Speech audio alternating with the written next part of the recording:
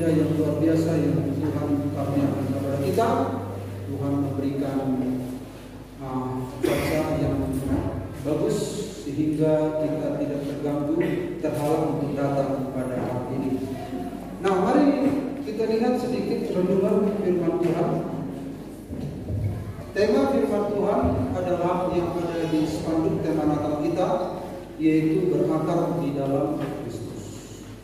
Dan di wilayah Tua juga semalam ada utusan dari gereja kita, dari Ajibata 6 orang, dari Perapat 6 orang. Temanya juga sama ya, karena yang memberikan tema, saya diminta untuk memberikan tema wilayah Toba dan temanya sama. Saya kasih tema dari gereja kita. Dan sedikit banyak sudah dipahami oleh utusan dari gereja kita apa yang dimaksud berakar di dalam Kristus. Hari ini kita akan melihat di bagian lain apa itu berakar di dalam Kristus. Nah, mari kita lihat Bapak Ibu, kamu telah menerima Kristus Yesus. Nah, setelah kita menjadi anak Tuhan, kita sudah merayakan Natal berkali-kali dan kita sudah menyanyikan nyanyian mari masuk berkali-kali, dan sekarang kita ada di dalam Tuhan. Amin. Nah, setelah kita ada di dalam Tuhan, apa lagi yang harus kita lakukan? Karena itu hendaklah hidupmu tetap di dalam Dia. Hendaklah kamu berakar di dalam Dia dan dibangun di atas Dia. Hendaklah kamu bertambah teguh dalam iman yang telah diajarkan kepadamu, dan hendaklah hatimu melimpah dengan syukur. Haleluya. Bapak Ibu lihat di sini ada kata hendak. Nah, hanya satu hal saja yang akan kita bahas tentang berakar. Ini ayat ini ada banyak poin, ya. Ada berakar, ada dibangun, ada bertambah teguh, ada melimpah dengan syukur. Namun fokus kita adalah berakar. Nah, saudara siap dengar firman ini? Amin. Nah, berakar, ya, anak-anak tenang. Ini hanya singkat saja. Kalau biasanya Natal kan singkat-singkat ya renungan. Karena sasaran anak-anak itu seringkali waktu itu nyanyi dan lain sebagainya. Jadi dalam Natal itu biasanya ada 2 bagian besar kegiatan, satu ibadah, satu perayaan. Ya. Nah, kita fokus kepada berakar ini. Tentu kaum muda atau anak-anak Tuhan yang datang waktu ibadah kaum muda sudah dijelaskan tentang akar ini, ya, yaitu iman, ya, fondasi. Ada yang datang waktu Natal kaum muda, bisa tunjuk tangan dengan sukacita, silakan. Sehari 2 hari, masa kali banyak hari, kemarin itu banyak kali penuh, ya.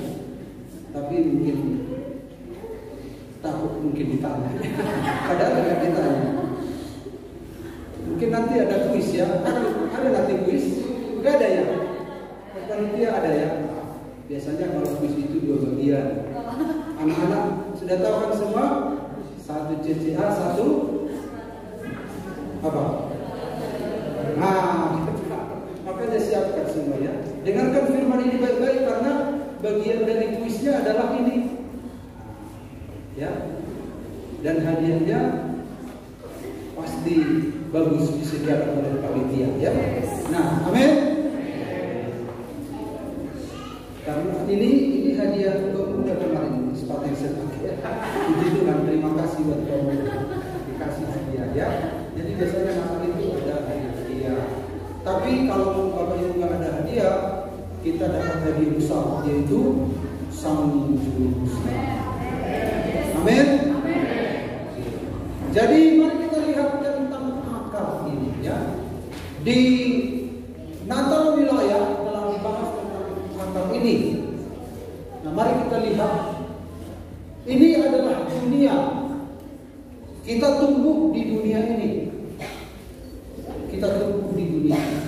Kita berakar di dunia ini. Kita makan, kita mendapatkan kehidupan dari dunia ini. Kita serap segala sesuatu yang ada dalam dunia. Tetapi datanglah Tuhan Yesus, Dia memanggil kita. Makanya eklesia itu artinya adalah dipanggil keluar. Eklesia dalam bahasa Portugis kalau tidak salah igreja. Dari situ muncul istilah gereja. Nah, jadi itu eklesia. Eklesia artinya dipanggil keluar dengan kekuatan Tuhan. Nah, kita bagaikan ini. Kita dipanggil keluar dan ditanam di dalam Kristus. Amin. Walaupun kita sama-sama masih tinggal di dunia bersama-sama dengan kita nggak kenal ini anak Tuhan atau anak hantu, kita nggak kenal ya. Tapi saudara dan Tuhan sendiri tahu, ya. Dengan semua agama kita masih ada di dunia ini. Semua sekali begu sudah atau kita dipertimbang. Tetapi Yesus memanggil kita, dipanggil keluar. Makanya disebut gereja itu kudus. Kudus artinya dikhususkan. Kita jadi khusus. Kita ditanam. Kalau dulu kita berakar di dunia ini, kita menyerap kehidupan di dunia ini, kita menyerap sari-sarinya dunia ini. Sekarang kita dipanggil keluar dengan kekuatan Tuhan oleh salib Kristus. Nah, sekarang kita ada dalam Tuhan. Nah, kalau kita tidak berakar, pengkhotbah Perjamita dari Naturisada di Parsapila, kita bagaikan eceng gondok. Tahu eceng gondok? Si hobru. Marura alai ibuang-buang alun. Nah, molo sudah kita ada eceng gondok. Pak Yusuf tahu Pak eceng gondok? Baca Pak Yusuf. Padat sekali aktivitasnya. Nah, eceng gondok ini walaupun dia berakar, tetapi dia mengapung di atas air. Nah, kalau ada angin yang dibawa ke sana. Karena tempatnya tertanam tidak kuat, ya, dia air itu tidak bisa menahan. Nah, jadi saudara-saudara, ketika kita dalam Kristus, ini masih rawan. Jadi walaupun kita sudah jadi Kristen, sudah menjadi anggota gereja, masih rawan untuk apa? Untuk ditiup oleh angin. Kalau apa? Kalau tidak berakar. Nah, karena itu Bapak Ibu, mari kita lihat judulnya berakar dalam Kristus. 2, 3 ya. Berakar dalam Kristus. Nah, ini tadi pohon itu. Sekarang kita sudah ditanam di dalam Dia.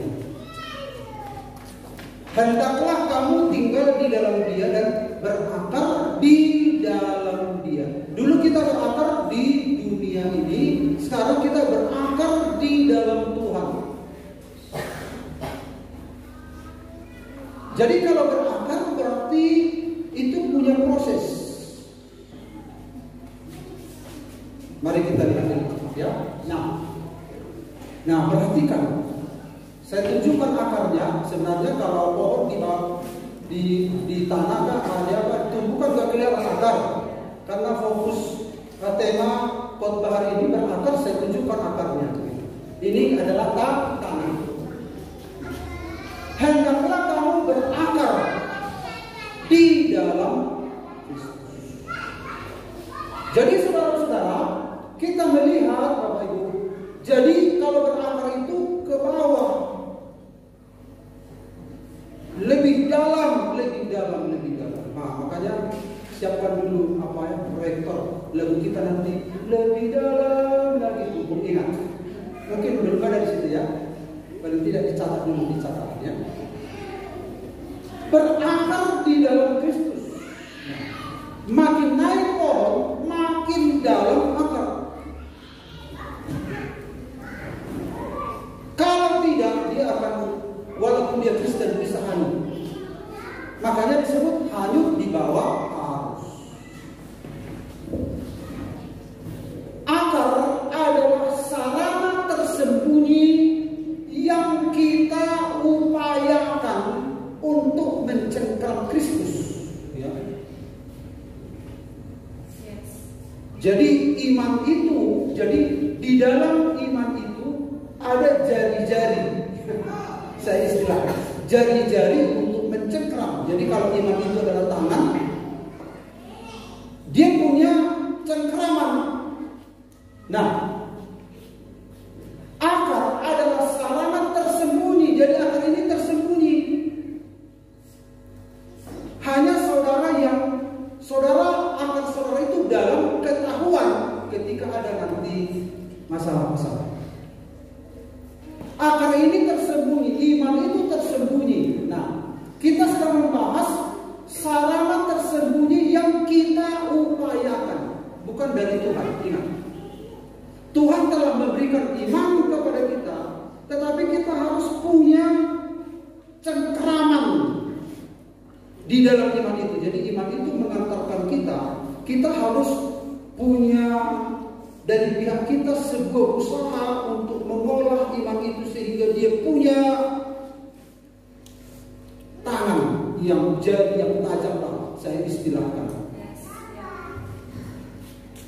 mencengkram Kristus. Jadi pengertian ini muncul dari waktu saya kecil. Saya waktu bayi katanya nggak bisa dibuka tangannya. Sono. Dungi Roma betul-betul irama habita di siku del bodoh. Dipasang ke sono, dipaksa. Sebut buka. Omai tiup terus. Akhir dari Roma baru gomos.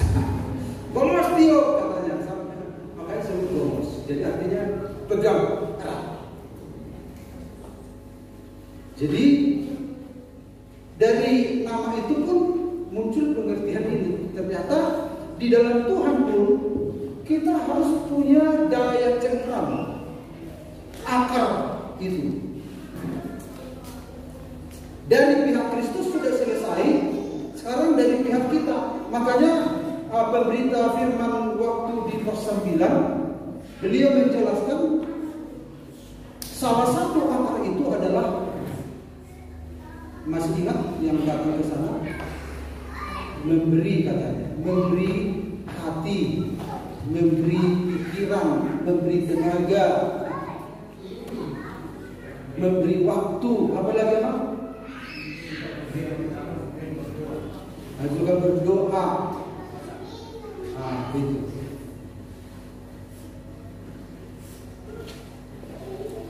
Mari kita lihat, kita akan menambahkan, karena Alkitab itu kan begitu lengkap ya, banyak. Jadi hanya pengkhotbah itu biasanya hanya membatasi saja supaya karena daya ingat dan daya cerna anak Tuhan itu terbatas, makanya pengkhotbah itu seringkali membatasi ini.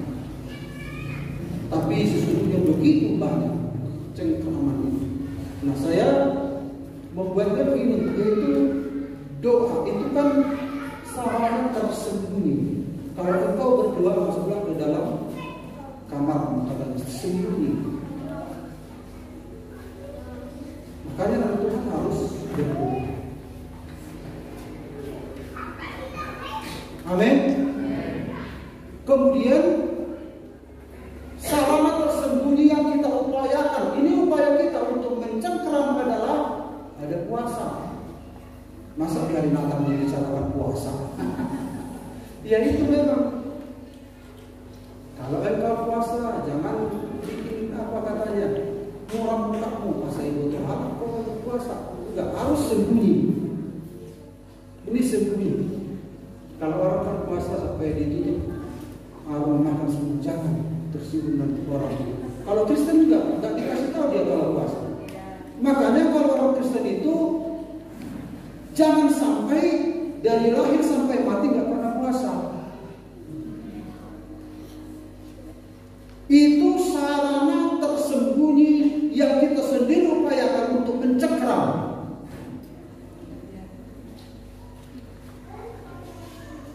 Paling sedikit sekali seminggu. Bapak Ibu belajarlah tahun 2023, belajarlah berpuasa. Amin. Amin. Bapak-bapak katakan amin. Ibu-ibu katakan amin. Kaum muda katakan amin. Mungkin berpuasa itu adalah sarana tersembunyi. Itu membuat saudara dan saya kokoh. Dan hasil-hasil luar puasa itu luar biasa. Jadi kalau saudara punya kerinduan, seperti kata pengkhotbah juga begitu, dan umumnya begitu pengalaman anak Tuhan. Kalau saudara punya hasrat, kerinduan, puasa. Gak usah dikasih tahu ke orang. Kemudian apa lagi? Meditasi. Meditasi ini bukan bermeditasi kosongkan pikiran, kosong. Enggak. Meditasi itu menurut firman Tuhan merenungkan firman. Jangan sampai kosong. Jadi kalau zaman dulu ada berdoa, Tuhan kami sediakan piring-piring rohani kami kosongkan hati kami. Kita harus isi bermeditasi. Kalau orang bertapa bermeditasi kosong, kita nggak boleh, ada isinya, merenungkan. Nah ketika merenungkan itu sudah seirama dengan melakukan.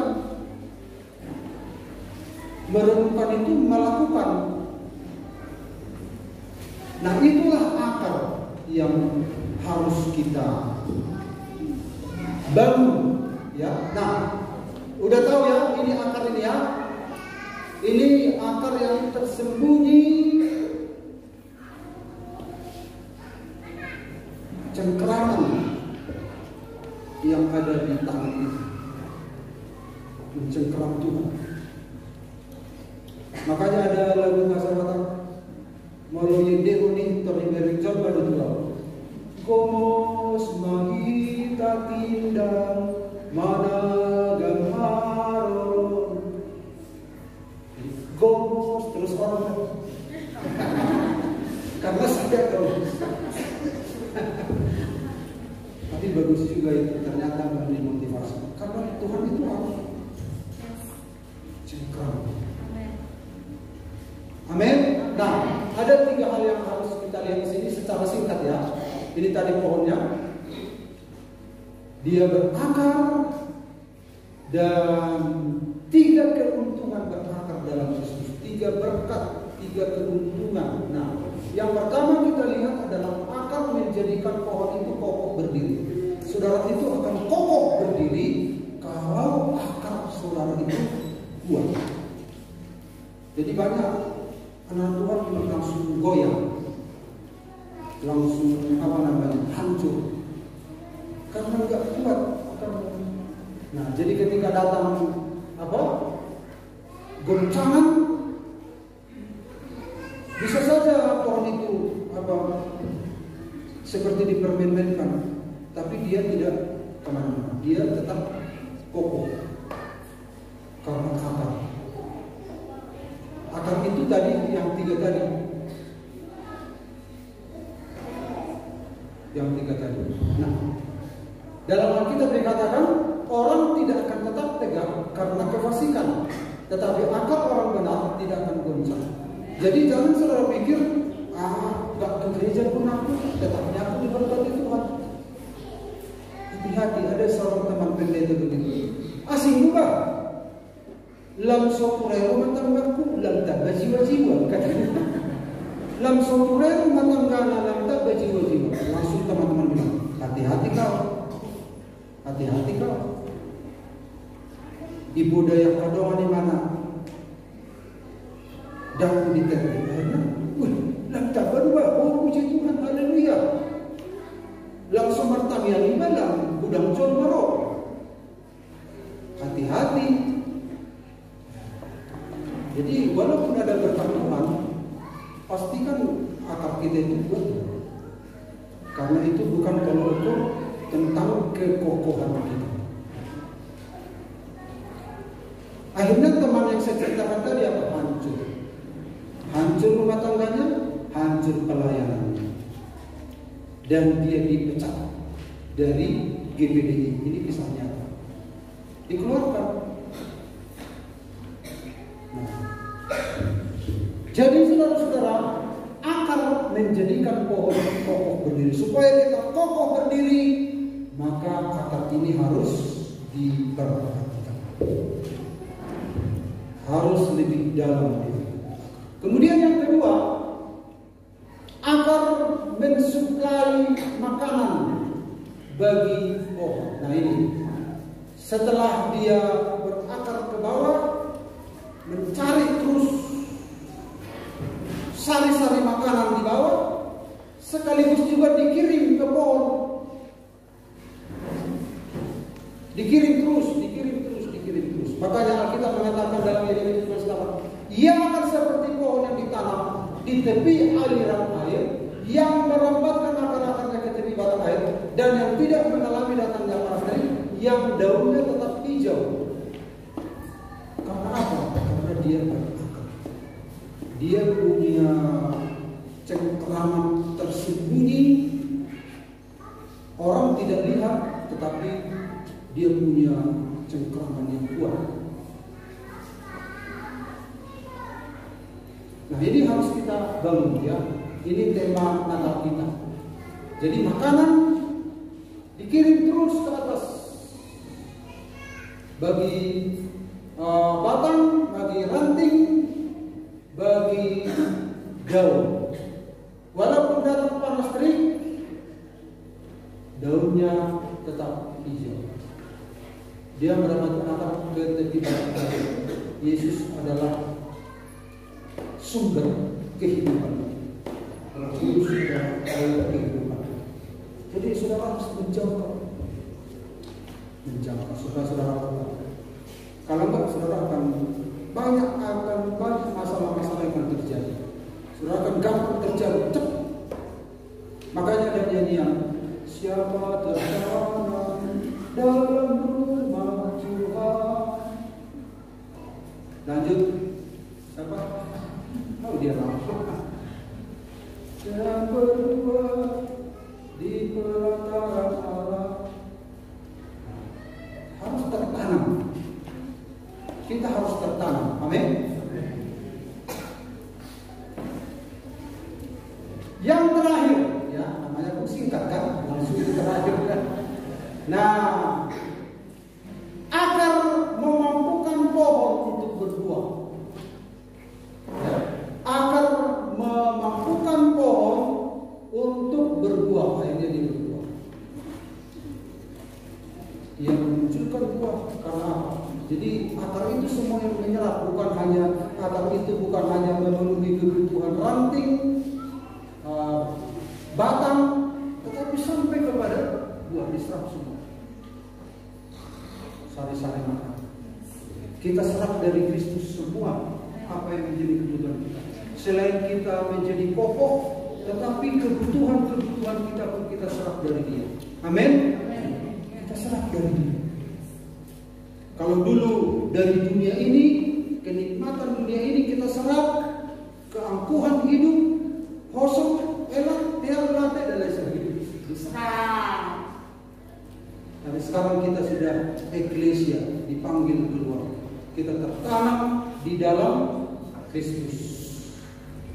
Akhirnya akar itu juga yang menjamin keluarnya buah-buah. Ia akan seperti pohon yang ditanam di tepi air dan yang tidak berhenti menghasilkan buah. Saudara tidak akan berhenti menghasilkan buah selama cengkraman yang misteri ini saudara jaga. dia akan tangguh, dia akan kokoh. Ini orang ini nggak main-main ini, walaupun dia gitu gayanya, tapi dia punya itu cengkraman. Dan Mazmur 1:3, apa saja yang diperbuatnya apa? Berhasil. Ya pastilah Yesus Kristus yang sumber. Dia adalah sumber kehidupan. Dia adalah Bapa segala. Dia segalanya. Dari sanalah kita ambil semua apa yang kita butuhkan. Dan kita akan berhasil menjalani kekristenan kita, menjalani kemanusiaan kita sama seperti Kristus yang berhasil menjalani kemanusiaan. Dan apapun yang terjadi di tengah-tengah dunia ini, anak-anak Tuhan yang seperti ini sudahlah kemanapun dilepas, karena dia punya senjata rahasia. Apa senjata rahasia ini? Dia punya cengkraman. Oh Tuhan, mungkin diam-diam atau termenung di rumah atau di kamar, tapi nggak kosong pikirannya. Ayo dikasih berjam-jam mungkin atau bermenit-menit. Dia itu luar biasa, terhubung, terkoneksi, menjadi satu roh dengan Kristus. Amin. Dan dia menjadi orang yang tidak terkalahkan. Haleluya. Puji Tuhan. Mari kita nyanyikan nyanyian yang saya bilang tadi. Dan apa kira-kira? Teman musik silakan.